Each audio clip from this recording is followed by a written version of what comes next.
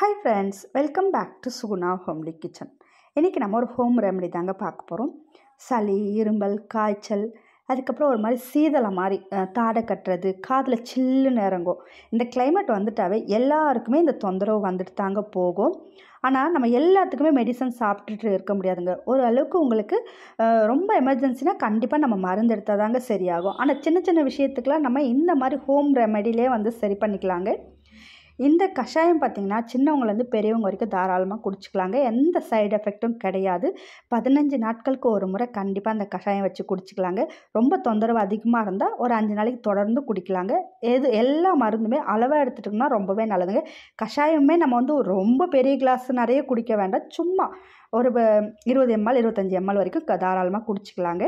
அதுக்கு வந்து ஃபஸ்ட்டு தூதுவளை இலையை வந்து கட் பண்ணி எடுத்துக்கலாங்க. இது கூடவே துளசி. நான் இப்போ சொல்கிற எல்லா செடியுமே வீட்டிலையே வச்சு வளர்த்துக்கோங்க. நம்மளுக்கு வந்து ரொம்ப யூஸ்ஃபுல்லாக இருக்குங்க. நம்மளுக்கு வந்து இந்த மாதிரி நேரத்துலலாம் கொஞ்சம் கொஞ்சமாக போட்டு ஒரு டீ மாதிரி கூட வச்சு குடிச்சிக்கலாங்க. 2 கற்பூரவள்ளி இலை, இது கூடவே 2 வெத்தலை, எல்லாமே நல்லா வாஷ் பண்ணி எடுத்துக்கலாங்க. நம்மளுக்கு வந்து சம்மர் டயத்துலேயும் இந்த செடிலாம் பார்த்திங்கன்னா நம்மளுக்கு யூஸ்ஃபுல்லாக தாங்க இருக்கும். இதே குளிர் நேரத்தில் பார்த்திங்கன்னா ரொம்பவே யூஸ்ஃபுல்லாக இருக்கும்னு சொல்லாங்க. குட்டீஸ்க்கெலாம் வந்து அடிக்கடி வந்து இந்த சளி, இரும்பல் ஏதாவது ஒன்று வந்துக்கிட்டே இருக்கும் இன்ஃபெக்ஷனால். அவங்களுக்கு வந்து இந்த மாதிரி கஷாயம்லாம் வச்சு கொடுத்தோம்னாக்கா கண்டிப்பாக சரியாகுங்க. அதுக்கு வந்து எல்லாமே பறிச்சுட்டு வந்தாச்சு. இப்போ வாஷ் பண்ணி எடுத்துக்கலாங்க. வெத்தலையை மட்டும் அந்த காம்பு பகுதியும் நுனி பகுதியும் மட்டும் கட் பண்ணிக்கலாங்க. இப்போது 1 டம்ளர் அளவுக்கு தண்ணி வச்சிங்கனாக்கா 1/2 டம்ளர் வத்துற அளவுக்கு கொதிக்க வச்சு எடுக்கணுங்க. 2 டம்ளர் வச்சிங்கனாக்கா 1 டம்ளர் தண்ணியாக, அது எந்த அளவுக்கு வைக்கிறோமோ அதில் பாதி அளவு ஆகிற வரைக்கும் கொதிக்க வச்சு எடுக்கணுங்க.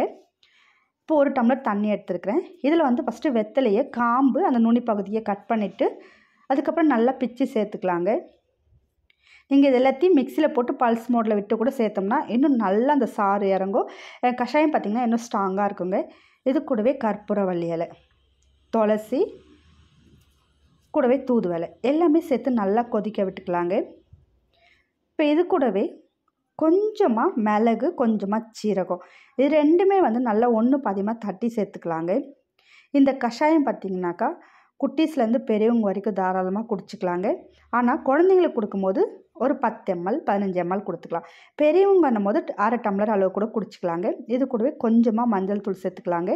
இந்த கஷாயம் காலையில் வெறும் வயிற்றில் கொடுங்க. ஈவினிங் நேரம் வேண்டாங்க. ஒரு 3 நாளைக்கு தொடர்ந்து கொடுக்கலாம். ரொம்ப அதிகமாக சளி இருமல் இருந்தாக்கா தொடர்ந்து ஒரு 3 நாளைக்கு கூட கொடுக்கலாங்க. இது கூட கொஞ்சமாக உப்பு சேர்த்துருக்குறேங்க, ஒரு சிட்டிக்கு அளவு உப்பு.